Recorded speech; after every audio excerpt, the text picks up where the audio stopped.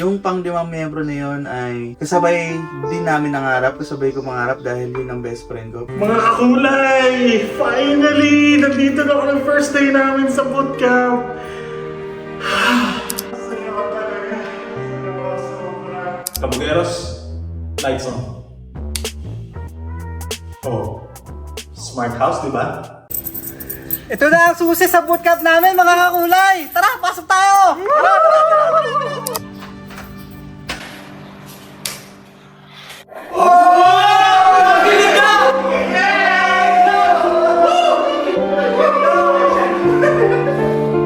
Mga kakulay! Finally! Nandito na ako ng first day namin sa bootcamp!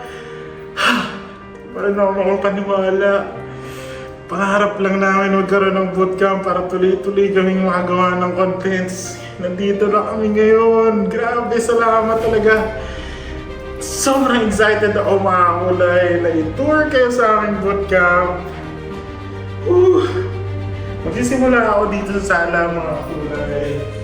Ito yung paborito kong area dito sa aming bootcamp. Dito kami nagre-relax, nagre-4 at hey Google dyan sa TV na yan. Sobrang saya ko talaga.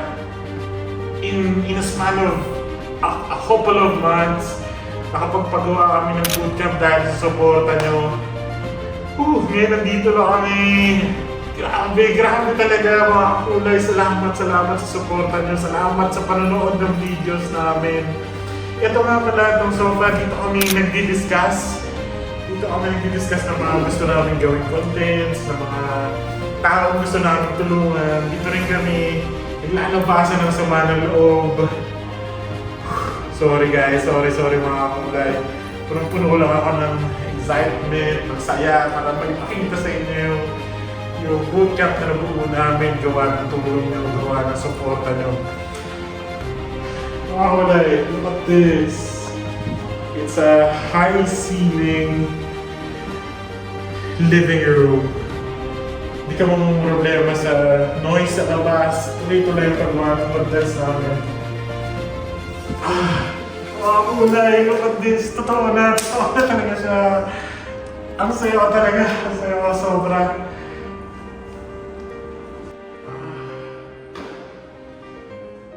Mga kakulay, ako si Mobs and I work for one of the largest gaming company in the world. In fact, most of my years as an adult, I work for video game creators. Ang paglalaro ay nasa buhay ko na, kinalakihan ko na, naging trabaho ko na. Hanggang ngayon, kung hindi ako nagagawa ng content, nagtatrabaho ako para sa mga developers. I'm so excited na ipakita sa inyo ang paborito kong kwarto dito sa aming bootcamp. Yun ay walang iba, kundi ang gaming room. Pero medyo madilim yata. Kabugeros, lights on.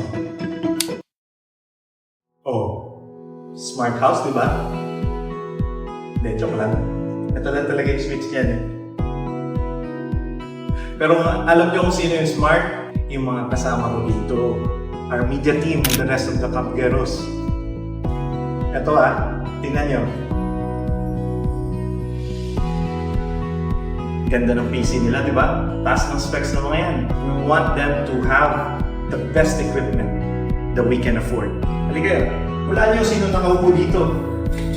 Si King, maasahan namin yan pagdating sa katatawanan. Siguro nakita niyo na yung mga reels niya at shorts. Pag nalulungkot kayo, hanapin niyo lang si King. Dito, sino nakaupo? Si Ran.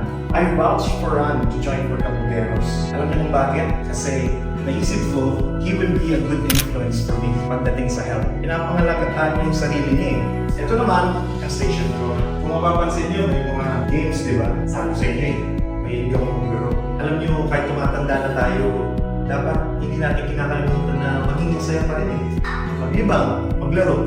Video games can be a force for good. Dito naman nakaupo ang aming leader, si Boss P. Si Boss P, matagal na namin kaibigan. Nagkakilala kami noon, hindi pa kami mga adults sa university. And alam niyo kung ano unang impression ko sa kanya? Very generous and intelligent. Ngayon, ano ba ang importance ng pagtayo nitong bootcamp? Nakita niyo na yung journey, nakita niyo yung process. Pero ano ang kahulugan? Well, kami dito sa Kabugeros, gusto lang namin sabihin na Kung kaya namin, kaya na rin. Kung may pangarap kayo, go for it. Kung may goal kayo, huwag niyong hayaan na mamadlang ang iba. Gawin niyo ang lahat. Huwag kayong matakot na mag-fail. Mas matakot kayo na huwag subukan. Kaya from deep in my heart, ako'y nagpapasalamat sa lahat ng suporta. Uy! Diyan pala kayo. Tara, pasok kayo sa munting kwarto namin ng Kabugeros. Ito ang isa sa paborito kong lugar dito sa bootcamp. Gusto ko lang sabihin na sobrang saya ko kasi finally nandito na kami. Sobrang sarap sa pakiramdam. Bago ko ikwento yung apartment namin dati, gusto ko muna kayong ituro kung kaninong mga kama to. Itong kamang nasa baba ay kay Ran. At itong kama na to ay kay Mox. Doon naman sa dulo, kay Boss B, at ito namang kama na to ay sa akin. Dito ako nakapwesto. At itong isang kama ay dapat dun sa pang-5 naming membro na si Kus. Kung mapapansin nyo sa mga dati naming videos na 5 kami. Pero yun nga, maraming nangyari na hindi natin inaasahan. Kaya naging 4 kami. Yung pang-5 membro na yun ay kasabay din namin nangarap. Kasabay ko mangarap dahil yun ang best friend ko. Pero yun nga, dahil marami nangyari. Naalala ko lang kaya medyo na ano ng emosyon. Pero yun, balik tayo. Dati, ang apartment namin ay parang 2 kutsyon lang yata yun. 2 kutsyon siya na magkadikit, sa sahig lang yun. Kasi maliit lang yung apartment namin. Tapos may 2 kaming electric fan na sa gilid, tapos iniikot lang. Tapos bilit-bilit kami pag natutulog kami doon. Sikan, ganyan. Pero ngayon, ibang-iba eh. Kasi alam mo yung feeling na may ganyan-kanya na kayong kama. Sobrang sarap sa feeling kasi gigising ka, matutulog ka, na alam mong may sarili kang kama, na alam mong maayos yung pagpapahingahan mo. Sobrang saya kasi na-achieve na namin itong matagal namin pinapangarap. Ito na mga kakulay, sa wakas, andito na kami sa pangarap namin bootcamp. Maraming salamat sa suporta ninyo. Dahil dyan, punta natin yung mga paborito kong area dito sa bootcamp. Tara! Ito, isa sa paborito ko yung open space. Sarap mag-workout dito, tsaka magkampi sa umaga. Sigurado, pag nakita ng mga anak ko itong bootcamp, magugulat sila. Puntahan naman natin yung kitchen. Ito na ang kitchen, mga kakulay. As usual, meron tayong ref, meron tayong gas stove, plates, at Fuji Denso. Kaso, mga kakulay, hindi ko alam kung anong tawag dito. Sa mga nirerentahan kasi naming apartment ng asawa ko, walang mga ganito. So, bago sa akin to. So, tingin ko gutom na sila eh. Ano, tara, luto tayo.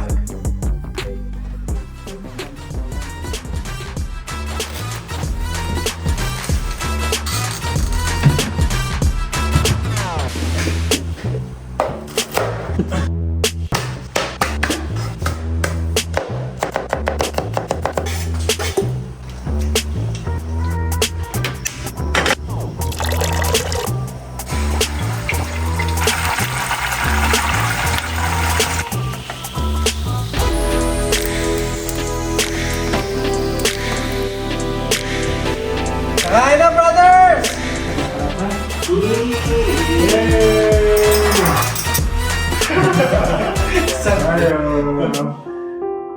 Tapos din, Ito, ang ganda.